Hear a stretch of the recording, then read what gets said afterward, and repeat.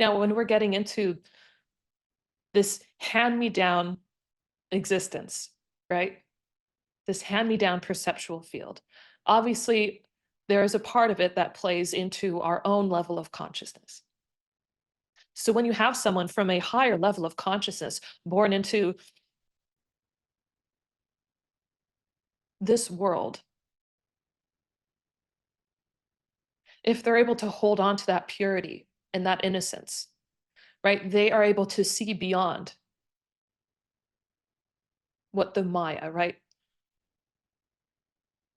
the human state of mind perpetuates. You see that with science discoveries, right? There was this man, was Samuel Emilwise, is that what his name was? Where, he said, doctors should wash their hands before surgeries because, he recognized a correlation. He wasn't even a doctor or a scientist. He just recognized a correlation. He was working in the hospital. Maybe he was even a janitor. And I think he was working in the hospital and he realized a correlation between two different hospitals where these people who practiced more hygienic, practices before surgery had higher um, had lower mortality rates.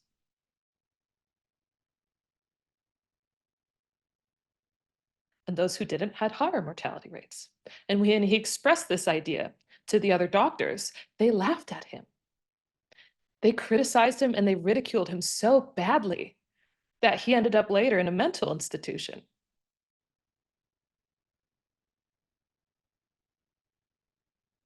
That's how strong consciousness, when it's tied down, when that awareness is held down by a certain level of consciousness, it's very hard to let go of old ideologies, of old ways of thinking.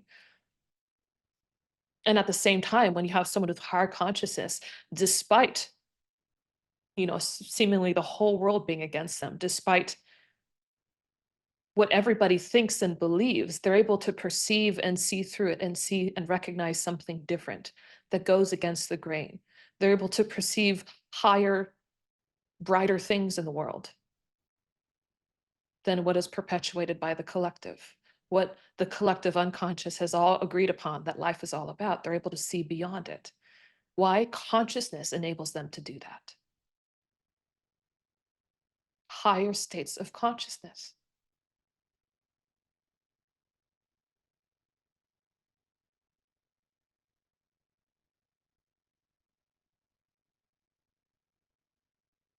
Now, what does that mean exactly? Higher states of consciousness.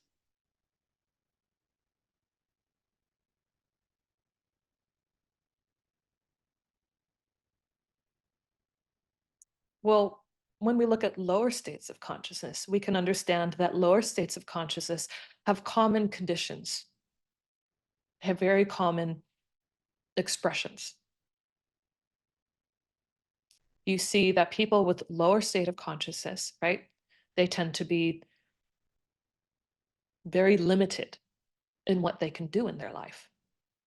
Limited by their own minds, limited by their own emotions, limited by life. They're a victim of circumstance. They can't control anything. They're helpless. They don't know what to do. They have ADD, ADHD. They're very selfish, self-focused, self-centric. It's impossible for them to think of others, to do things for others. And it can make sense. If you're suffering a lot, how can you possibly think of someone else when you are trying so hard to escape your own suffering just to feel good?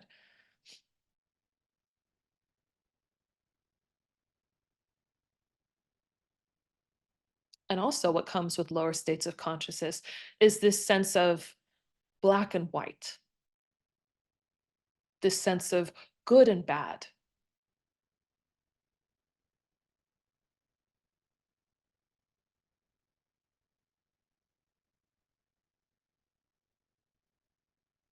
And typically, the qualities that this person possesses, that's the lens by which they view life.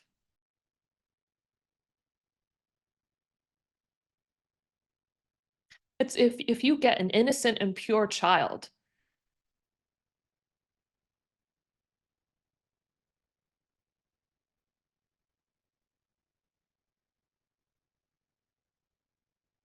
they might not understand why people do certain things or why people exhibit certain behaviors. It might be confusing to them.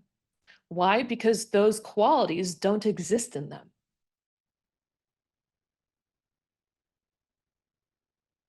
Either they have not been formed yet by their personality, or they're of higher enough consciousness, right? They've collected all these different refractions of light, turn them into something more pure and complete, where they don't recognize this badness there, at least in the way that imposes judgment.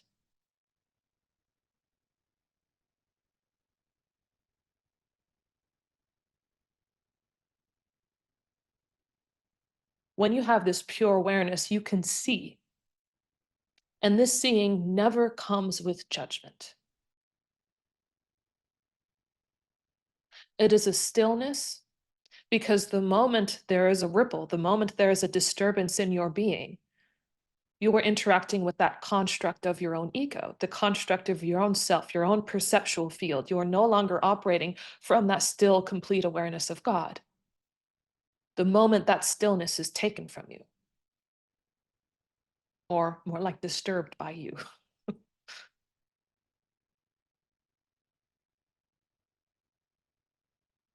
and that's when an emotion is applied.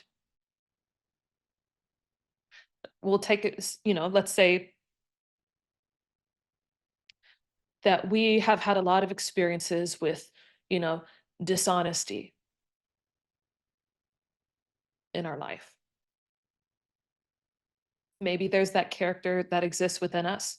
Maybe we've had a lot of dishonest people who have, been involved in our own life. So now every time you see someone act in an ambiguous way,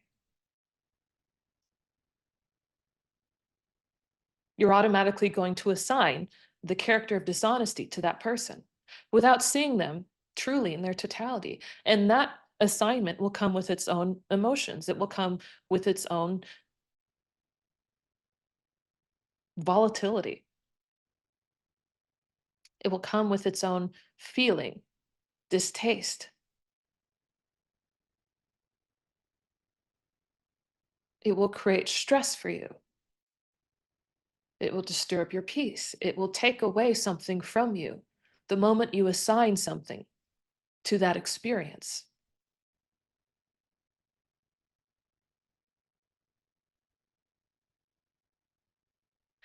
Again, this is not related to seeing and common sense.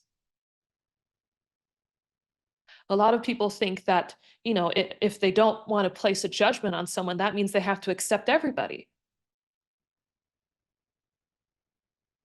They have to allow everybody to take advantage of them, everybody to act exactly as they are with them, to look down on them, to treat them poorly, and they should just take it. Why? Because they need to be compassionate and loving and non-judgmental of these people because they're God too.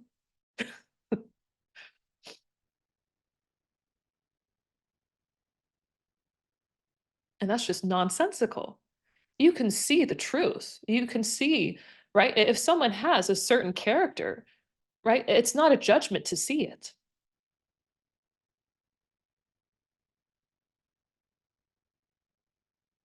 If you're out in nature and you see like, a pink flower, to recognize it's a pink flower is not to have a judgment about the color pink.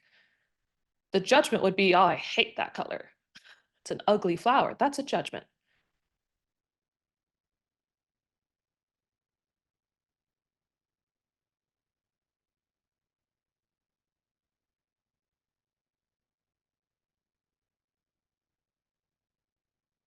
But still, it makes no sense, especially in the advancement of your own consciousness and for the goodness of others, to allow someone, if you see a bad quality within them, to allow them to use it, especially against you,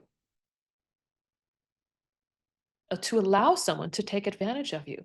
Sometimes that needs to be taken care of.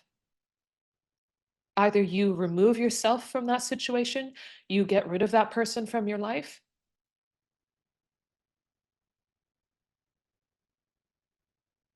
or you change yourself.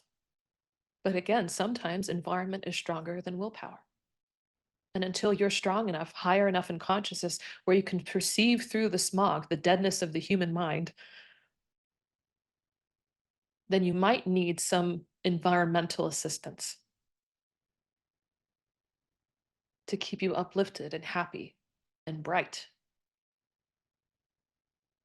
and good.